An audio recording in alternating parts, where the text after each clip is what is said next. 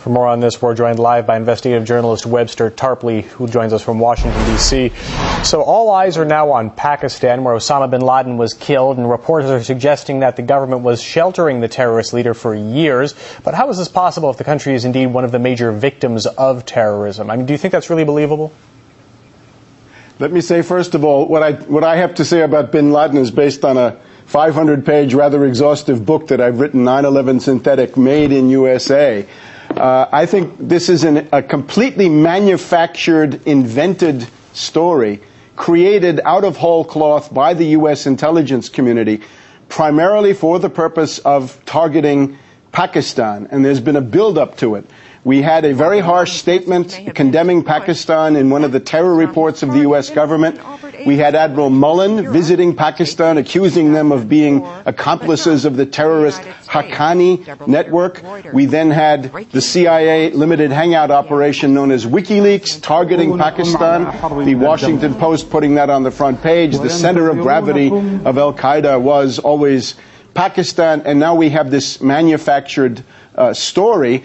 Abbottabad, allegedly the hiding place, the lair of bin Laden for the past 6 years. It's totally fantastic, but the purpose is clear enough. They're targeting Pakistan for more attacks. The Chinese government has understood this immediately. We have a very strong statement from China this morning, basically saying to the U.S., if you mess with Islamabad, you will be messing with Beijing, and this will get into something much bigger than you thought. The main danger right now is false flag terror events, in reality organized by the U.S. or by NATO intelligence, that will be blamed on Pakistan. And indeed, we have this from several CIA people in the media here saying there will be revenge terror attacks, but they'll be coming from the Inter-Services Intelligence Network. That is the much demonized ISI of Pakistan. And you can see this is a complete setup. So people need to be vigilant in that regard.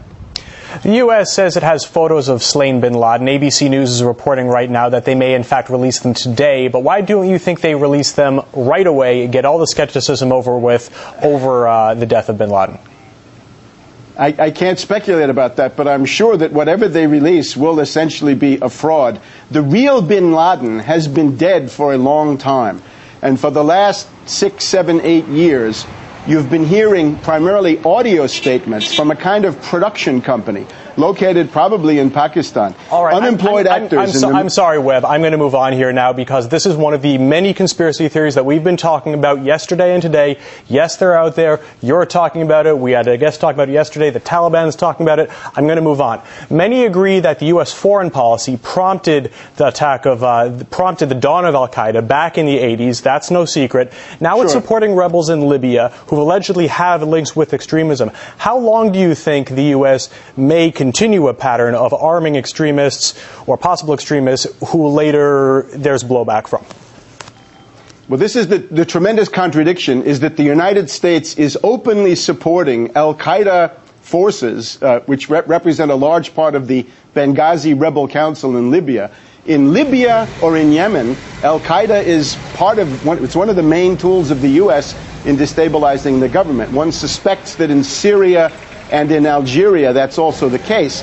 But then, in sharp contradiction, if you're Al-Qaeda in Afghanistan or Pakistan, then you have to be bombed. And this is an unsustainable contradiction. It just makes absolutely no sense. I think what we're actually seeing is the decline of the U.S. empire.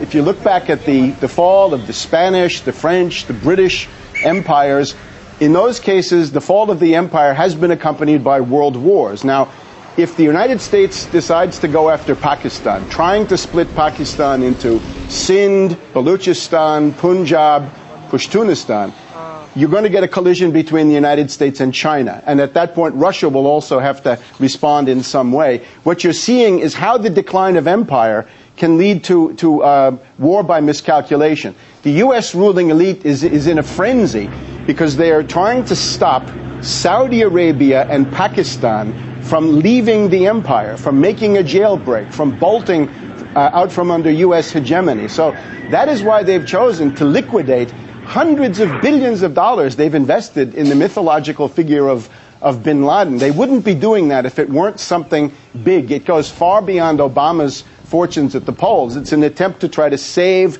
the U.S. position in the world. I think it's very unlikely to succeed. I'm sorry to cut you off, but we're going to have to end it there. Investigative journalist Webster Tarpley.